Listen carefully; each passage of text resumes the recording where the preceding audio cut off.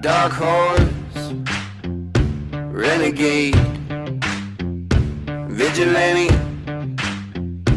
got it made.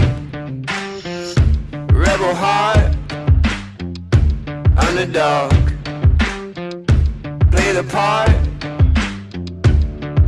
They call me an outlaw. Whoa, whoa, living like an outlaw. Outlaw. Yeah, I'm a dark horse.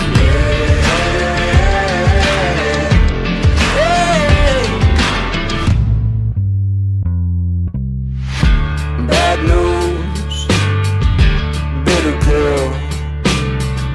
When trouble comes, call it what you will. It's my day. Stand tall. I wouldn't never no other way. Living like an outlaw. Hey everyone, Joe here, just doing a quick update on our buddy build with Darren over at RC UK Scale Models. Doing the 140 scale Revell SR-71 Blackbird. This is where we're at so far. We've got the two halves mated together. Got the landing gear bays in. You all may have seen that kind of the first go around. And we have our cockpit in and all done up, which is pretty darn cool and looking good with that Quinta set. Pretty neat. And we have the outer sides of the cockpit here done up in the gray, which is, and I don't think I showed this to you all last time, but the everything I was reading about and saw showed that it should be gunship gray. I'm not sure if y'all can see it, but this is gunship gray, RC 244, and that is what a lot of the forums and everything else I saw was calling for. So that's what we went with. And again, you can kind of see already that once the canopies are on, you're not going to see hardly anything of this. But I will say, if you caught a glimpse of it, look at all this putty all along the bottom here. Not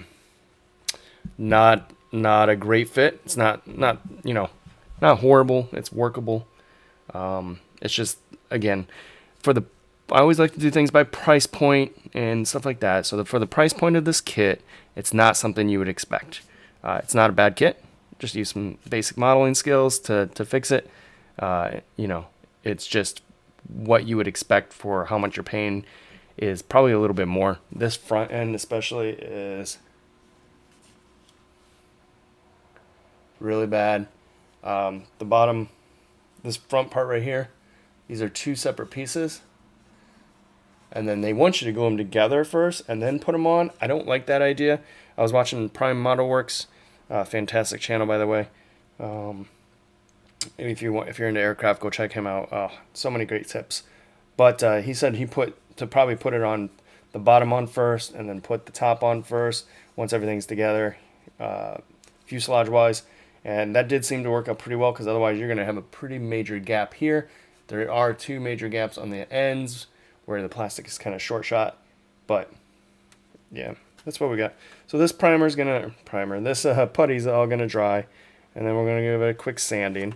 I'm not too concerned about the rest of the seam line, because that is a natural seam line all the way around here, but the gap, it has to be filled a little bit, which is why I use the Tamiya putty, because it's gonna shrink.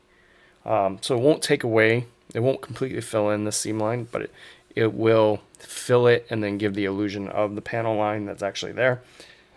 So that's pretty good. And that's really all we got. So it's coming along slowly, but it is coming along.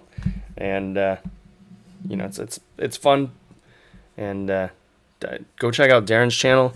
He's got some really cool aftermarket parts that he's doing, especially the engines. I would recommend getting those engines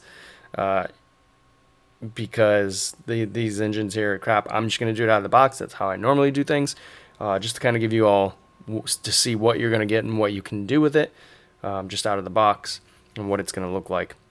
So he's got some awesome resin or 3D printed engines. I went and looked them up real quick. They are a bit pricey, but I think for this kit, it's probably well worth it. If you've already dropped $100 on this kit, which is what it goes for, and then you want to make it look really good, that's probably the way to go. Coming up, we have the nacelles and the engines themselves, and I'm extremely worried about that. That is the worst part of this kit from every YouTube builder that has built this, including Genesis Designs right now. She's building this as well. It seems like everyone's... when I built the Wildcat, all of a sudden I saw a bunch of people building Wildcats. Now I'm seeing everyone building the Blackbirds, but she's come across the same fitment issues as everybody else, so that's going to take up some cleaning up. But that's what we got. Go check out Darren and what he's doing. He just put up another video, part 2, and he, working through his stuff. He's a great guy, a great builder. What he turns out is going to be pretty amazing. I can't wait to see. I'm actually excited to see him weather and paint it, and paint it and weather it, all that great stuff. So that's what we got. Go check him out. Give him a like, give him a subscribe, leave him a comment. And until next time, everyone, I hope you're doing well. Take care.